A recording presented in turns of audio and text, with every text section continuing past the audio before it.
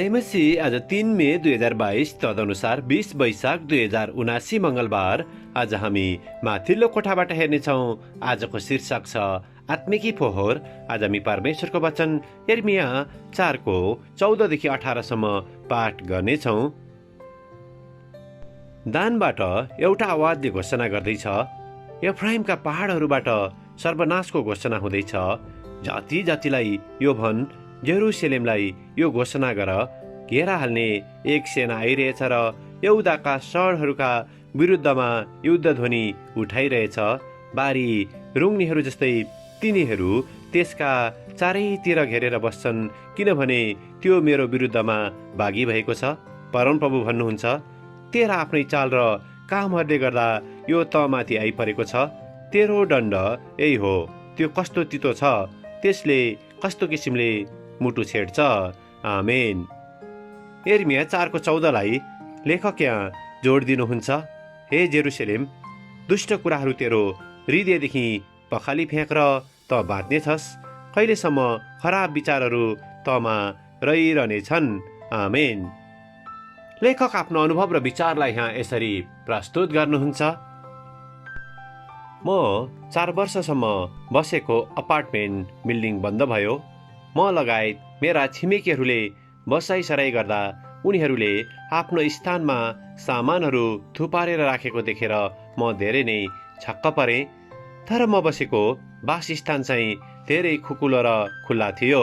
यसकारण साथीभाइहरू आउन र जान धेरै सहज थियो। यदि मैले आफ्नो वासस्थानमा सामानहरूले मात्र थुप्रो लगाएको भए आफ्ना सङ्गी साथीहरूसँग हाँसखेल र नाचगान गर्ने ठाउँ नै हुने थिएन। ममा भौतिक थोकहरू त्यति सङ्कलन गर्ने स्वभाव नभए तापनि अनावश्यक र केही महत्त्वपूर्ण चिजहरू जस्तै डाहा, रुखो बोली, देखावटी सोच र नराम्रो विचार हृदयमा थुपार्ने प्रवृत्ति थियो। मेरो हृदय यति लथालङ्ग थियो कि प्रभु र कुनै मानिसको निम्ति त्यहाँ ठाउँ नै थिएन।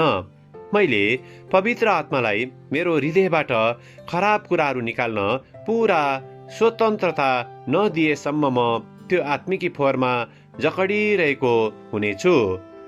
हामीले परमेश्वर र मानिसको घनिष्ठ सम्बन्धमा आनन्द लिन सकौँ भनेर प्रभु हाम्रो जीवनका विभिन्न क्षेत्रहरूको नजिकतामा आएर जिउन चाहनुहुन्छ।